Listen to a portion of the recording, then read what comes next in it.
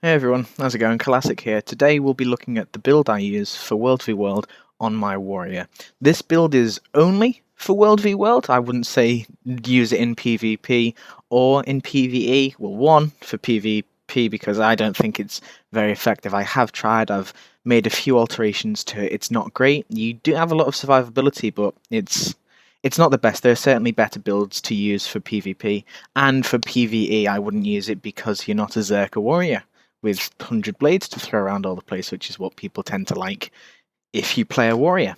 Now, it's for World v World. It's not the best. It's the one I use because personally I find it the best for my playstyle. It's up to you. Like I make these the way I make these videos is, it's not saying this is the best or anything. It's just to try and help you. Unfortunately, I'll probably ramble more in this video than the previous two because the warrior is my main. It's the one I've played the most. I have quite a bit more to talk about.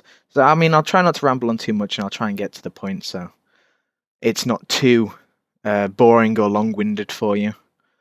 But anyway, we'll start. The traits 0, 0, 20, 30, 20.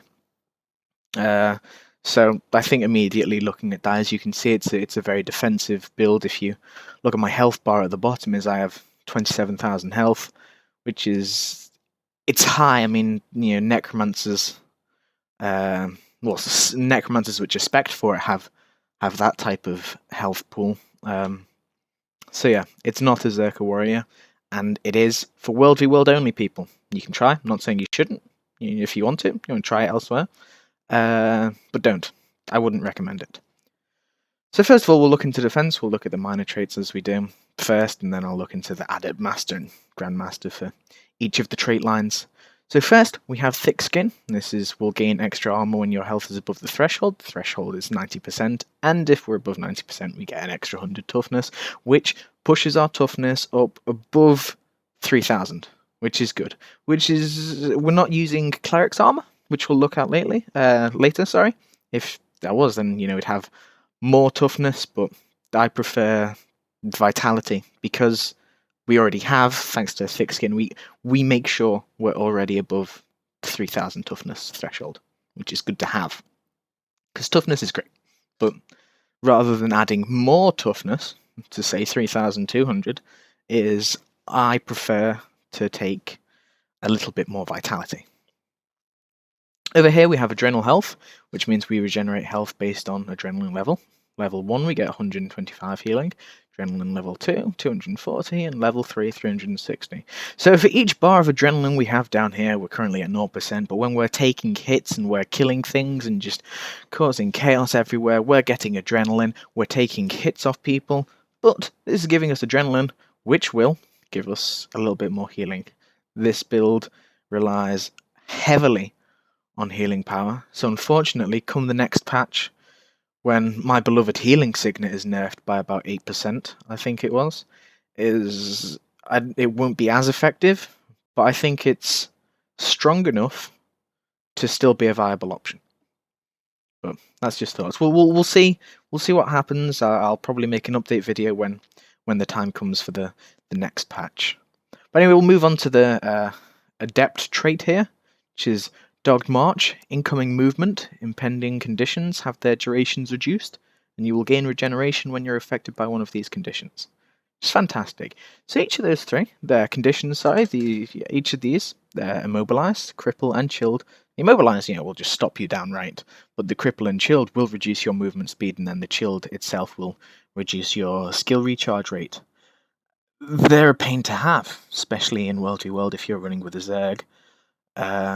Quickly, I should have mentioned this earlier, but I just go off on whichever way my mind is thinking. This isn't good for havocing. Maybe... No, I wouldn't even say, like, if it was a small havoc group, I wouldn't say that this is very effective. This is simply for big Zerg fights. That's it. So I'll just... That's out the way, but... In a Zerg fight, you want to stick as close to the commander as possible. You don't want to fall behind. If you fall behind, then you'll probably be hit by your opponent's hammer train, and you will die. If you die in these big Zerg fights, the chance of your death allowing an opponent to rally is very high. You do not want to die. If you die and several opponents rally off you, that can turn the tide of a battle instantly. The last thing you want to do in big fights is die, because not only are you no longer putting out damage or control like a warrior can with a hammer, is you're not dealing any damage, and you're not helping anybody. Your death can cause the loss of fights because people rallied off you. So this dogged march here, I might be pronouncing that incorrectly, I'm sorry. This will allow you to stick as close to the commander as possible. I know most of the commanders I run with are guardians or warriors. I don't see many other classes being commanders. You stick to the commander will shout for heals to be put down on them. If you're not there when they're calling for the heals, you're not going to get healed, which will lead to your death and possibly enemies rallying off your death and the fights being lost. But that's that. I've probably dwelled far too much time, on that, but I wanted to try and get the point across to try and convince you that this is how this build should be played. This is why I'm making these choices. Anyway, in the master trait, we want to take number 10, Merciless Hammer. Hammer damage is increased when the foe is disabled, and you reduce the recharge on hammer skills.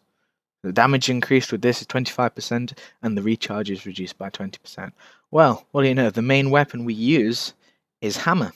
These will all be reduced by 20%, and the damage will be increased by 25% if a foe is disabled. So you jump in with an Earthshaker. The damage was recently nerfed, so it's not as powerful as it was before, but still, if you have full adrenaline, and you use that, they'll be stunned for 2 seconds. And then, while they're stunned, if they're immobilized, you will deal an increased amount of damage while they're stunned. So that's a good time. You come in, Earthshaker or Backbreaker, knock them down, you disable them in any way. Things like Staggering Blow, Hammer Shock, Fierce Blow, the Hammer Swing, Hammer Bash, Hammer Smash, all of them will deal more damage. It's fantastic, it really is. This is mainly hammer based, so 10 Merciless Hammer it's an obvious choice to make.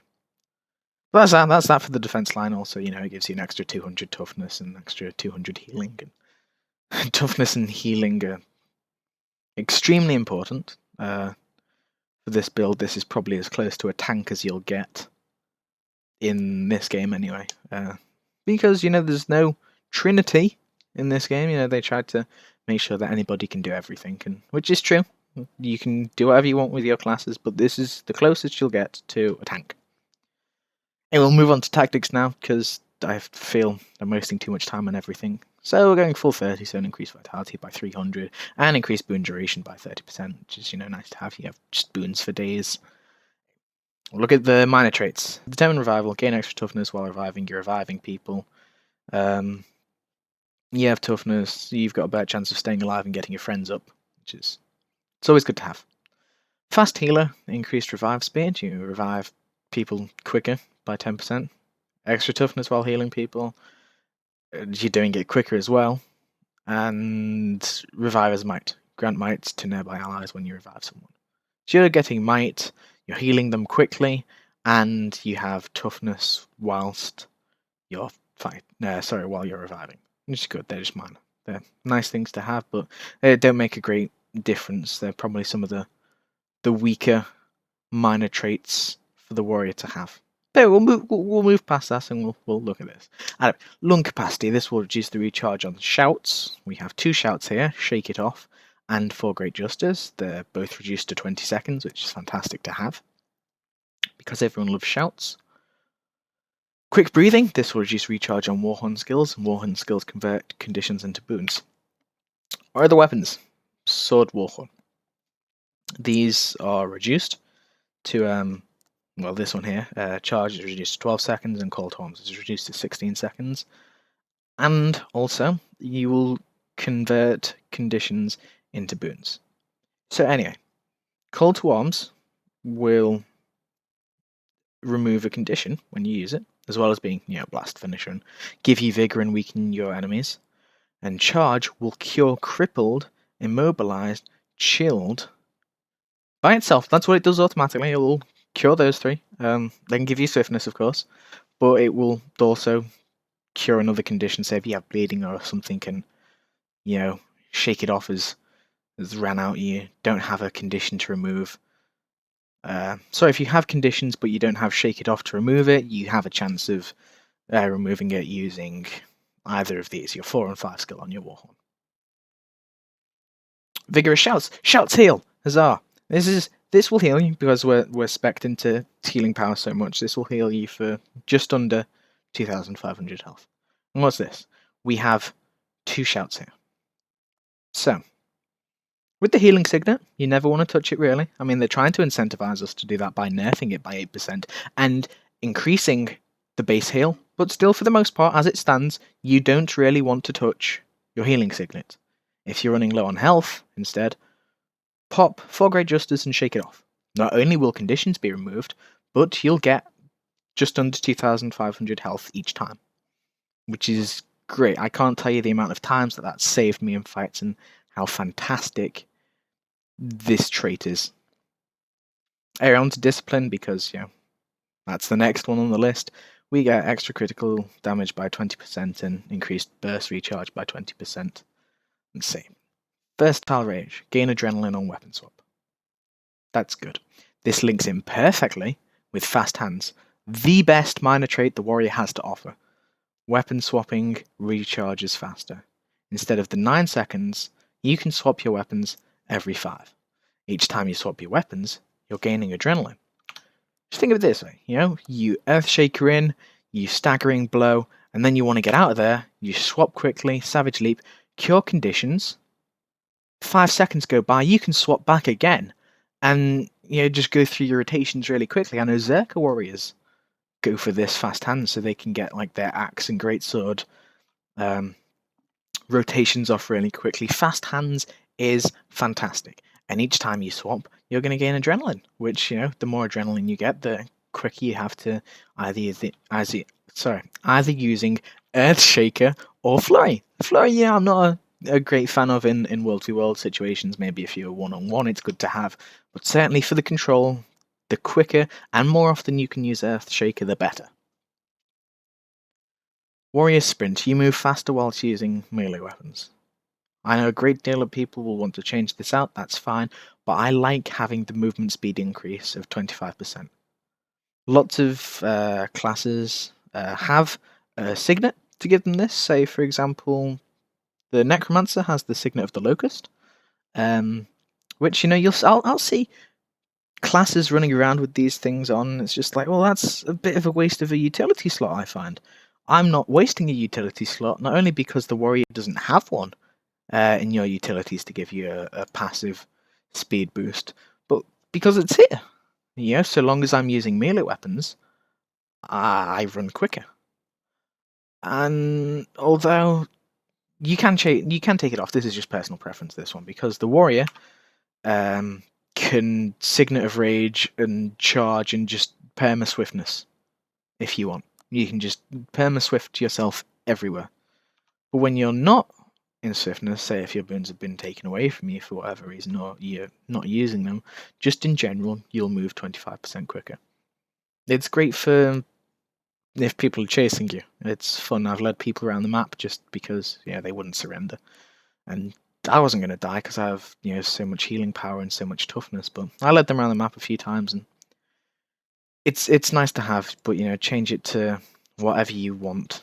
If one of these, if you prefer to use any of them. But I like Warrior Sprint just because I like to run quickly. And the last one, Signet Mastery. Signets recharge 20% faster, which is great. We have 2 signets. You have this, which now is reduced to 48 seconds, and your healing signet, which is 16 seconds. The healing skill itself isn't great. The passive is fantastic, but if you are forced to use it, and when the patch hits, to make the base heal significantly higher, because the passive is being nerfed, 16-second recharge on it will be fantastic. You look at the other warrior heals. Healing Surge, that heals you for an insane amount. So we won't really look at that. But mending, all warrior healing skills are fantastic. I've not tried Defiant Stance, but really you can run into the middle of an enemy's Zerg, pop this, and you're immortal for 3 seconds. And then if you need after that, just hit Endure Pain, and you're immortal for 4 more seconds. You have Prayer to Dwayne, which is lots of healing. All of the warrior healing skills have so much healing. They're all fantastic. It's the only class I find in the game where it doesn't have a useless healing ability. But for now, it's quite low. But, on the other hand, the recharge is extremely short. But still at this point, until the next patch comes and the passive is nerfed, and the base heal is, given a little boost, I see no reason for you to use it. The active, of course, keep your healing signet there. It's very important for the build. But yeah, there's not a great deal, many reasons to actually ever hit your healing skill. Not when you can use your 2 shouts, if you so wish, take a third, and then the 3 of them will give you more healing than the healing signet would as anyway. I can pop these 2, and I'll get more health back than this would, so I prefer that. I never touch number 6. Even if I am going to die, I don't touch it. It's just not something I'm used to playing the warrior. But that's that. We've had a quick look at that. One thing I will say is what's great about this build is if, say, for melee fights, which is what I tend to do in World v World, I follow the Zerg, I follow the commander, and stick close to them, you leap in, you Earthshaker, you staggering blow, and then you get out of there using charge and call to arms to cure yourself of all conditions and everything. If you so wish, if you're defending in tower, because your 3 weapons, your hammer, your sword, and your warhorn, they're all quite melee. I know this has a range of like 600 and 1200, but it's not actually damaging anyone. It's not actually going to kill someone. If you want, say if you're defending a tower, just switch out quick breathing for stronger bowstrings. Give you a 20% increase on your longbow. And then once you're done with your longbows, you can switch it back to quick breathing and pull out your sword and warhorn again. And off you go. That's just a little thing that I change, depending on the situation I'm in. But the rest of it stays the same. So we'll look at the armor that we have now, and we'll explain. Well, I'll explain what's going down. So precision, vitality, healing power on everything. Yeah, well, on all your armor here, with superior runes of the soldier, because shouts will remove a condition. Call to arms, charge, remove conditions. For Great Justice will heal you, remove a condition. Shake It Off will now remove 2 conditions, one because it does it anyway, and now the second one because of the superior rune of the soldier. That removes 2 and it also heals you. We have a decent amount of condition removal. If you so wish, you could change Merciless Hammer to Cleansing Ire if you prefer to run a different weapon or you don't feel it's very useful. So for each time you use adrenaline, for each bar of adrenaline you remove a condition. That's if you suffer from being struck with too many conditions all the time. That's a change you can make if you so wish. Hammer is just power, toughness, critical damage. That gives us the toughness to keep us above 3000. If you want, just change out to Berserkers. I think my hammer I got recently. It's the only weapon I think I have which isn't power, precision, crit. But it's up to your personal preference. If you just want to add more toughness or whatever, then this has a superior sigil of life to give us an extra 10 healing each time you kill a foe with a max of 25 stacks. People are used to stacking sigils now. But I go for life because I'll get 25 and then I'll sit at a nice healing power number. Then it doesn't bother me. If you wanted, get another hammer and with a different sigil on, it's up to you. Sigils and weapons, I can say whatever stats you want. So long as the build's there, is the weapons don't matter too much. On your sword, power, precision, condition damage. Oh, I thought that was Berserkers, whatever. Condition damage because really, sword is a condition damage weapon for all the bleeds on it. But that has a superior sigil of Bloodlust. I know you can't get both, but it's nice to have the choice to see, well, I'm dying a bit too much in this fight, I need a bit of life, or I'm not doing a lot of damage, I'll have a bit more Bloodlust. It's your choice, you can choose whichever, but still, whatever sigil you want, that's up to you. And on the Warhorn we have the superior sigil of Renewal, which will heal nearby allies on weapon swap. Which is great, because your commander says, you're all dying, and commander says, stack on me, Guardians empower. You empower, people put water fields down, you switch out to your Warhorn, people will get a nice little heal, and you blast your water fields with call to arms, and just everyone's back at full health, and it's wonderful, and you can go on fighting for longer. Then it's great. So that's for. Over here we have toughness, healing, power, condition damage, because this is the back piece. I first got this. It was the weird tentacle backpack from the Karka event. I upgraded that to Ascended, and then I didn't really like the tentacle look, so I went for the holographic Shatterer Dragon Wings. So that's there, but the rest of them, you go for power, toughness, healing, power. Doesn't matter if you can't get Ascended, it's a nice extra little boost. As you can see on them though, I have the World v World infusions, so just an extra precision on these, or vitality. Precision, vitality, precision, vitality. There you go. All them add up. They're great to have if you can't have Ascended at the time, or if you're working towards it, that's fine. It's not really a big deal. But it's significant enough for me, because I've used them, to say that I probably wouldn't be as effective in a fight if I wasn't Ascended. Because the healing power adds to my shouts. I shout for great justice and shake it off, and I heal the people around more because these have extra healing power. So I'm actively contributing to saving people around me, which is great. For your underwater things, it doesn't really matter. I have Superior Rune of the Soldier. You need to have an extra one in your underwater slot, by the way. You probably know this by now, but I'll mention it anyway. If you're in underwater combat, then if you didn't have the sigil on this, then it wouldn't count, and your shouts wouldn't really remove a condition. Impala, whatever you feels necessary. I've not really looked at them. I just got them because they look cool. And Urchin's Needles. Not really looked at like the stats on them, but they're there. There's the only character I've actually bothered to put underwater weapons on. But that's that really. I think that's the build. I think I've mentioned everything I needed to. You're not going to do a super amount of damage, but you are going to stay alive, and you will actively contribute to keeping people alive. In Zerg fights as well, if your commander asks for battle standards, you can always switch that out if you so wish. I prefer to use Signet of Rage when I'm running around, and because it's only 48 seconds cooldown, if you're running to a castle because the ring's up and your enemies are in, if you charge there as quick as you can, the chances are you're going to have a chance to... I think I said chance a bit too much there. You have an opportunity to change out to battle standard and, revive the Keep Lord or whatever, and have a chance of... Oh my word. I'm sorry, I keep saying chance. You have the possibility of reviving the Keep Lord and, saving the day before the Zerg come in behind you and kill the offenders and people who dare breach your keep. But anyway, I think that's it. I think I've gone through everything. That's the build. Sorry for the delay in it. Sorry for rambling too much. But I hope you enjoyed. I hope you at least got something out of it. If I help just one person, then this video will have been worthwhile.